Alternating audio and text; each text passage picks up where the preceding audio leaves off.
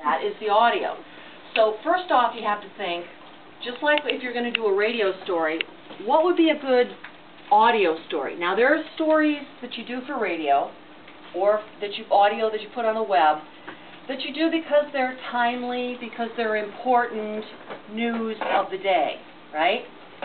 Then there are those other stories that you do because it lends itself more to that form of storytelling, right?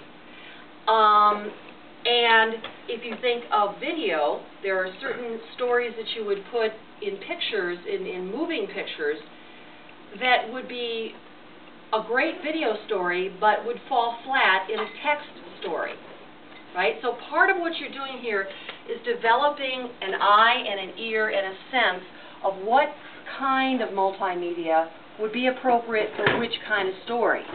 So obviously, not all stories should be or can be done in an audio format or a video format. Some should be text.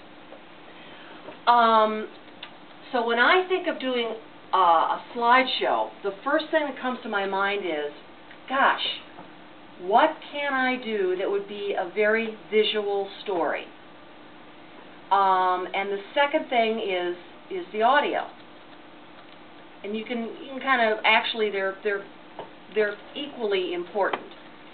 But suppose you're a business reporter. Does that mean that you can't do any slideshows? What could you do? Well, I mean, you could do something on the stock exchange. You could do...